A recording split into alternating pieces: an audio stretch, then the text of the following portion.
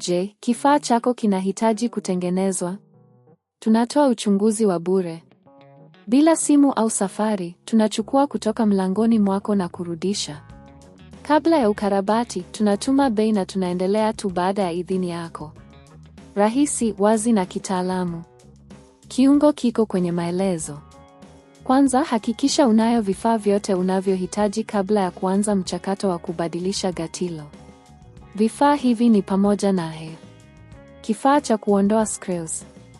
Gatilo mpya ya Rowenta 9695. Shabiki wa kusafisha ili kuondoa vumbi. Hatua ya kwanza, kabla ya kuanza, zima kifaa chako na disengage kutoka kwenye umeme. Hakikisha kuwa unafanya kazi katika eneo safi na lenye mwangaza wa kutosha. Hatua ya pili, tumia kifaa chako cha kuondoa screws ili kuondoa screws zilizo kwenye sehemu ya nyuma ya kifaa.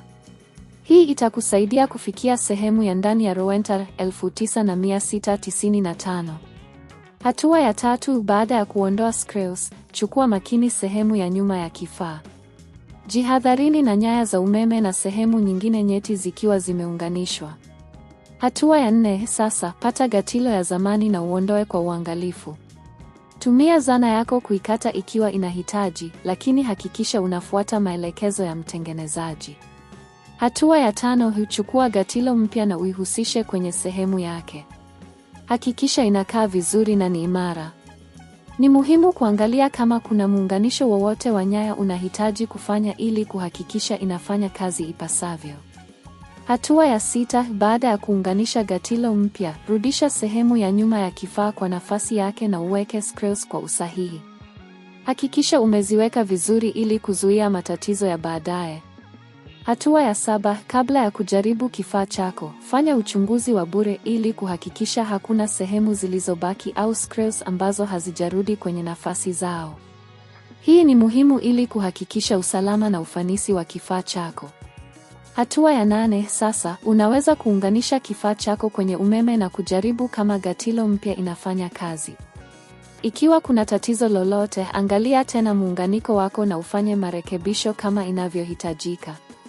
Hatua ya tisa, ikiwa unahitaji huduma ya ziada au unakabiliwa na matatizo, unaweza kuwasiliana na huduma za mteja za Rowenta au kutafuta huduma ya kuchukua nyumbani ili kuhakikisha unapata msaada wa kitaalamu.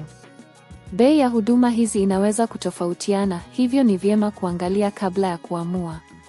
Je, kifaa chako kinahitaji kutengenezwa? Tunatoa uchunguzi wa bure. Bila simu au safari, tunachukua kutoka mlangoni mwako na kurudisha. Kabla ya ukarabati, tunatuma bei na tunaendelea tu baada ya idhini yako. Rahisi, wazi na kitaalamu. Kiungo kiko kwenye maelezo.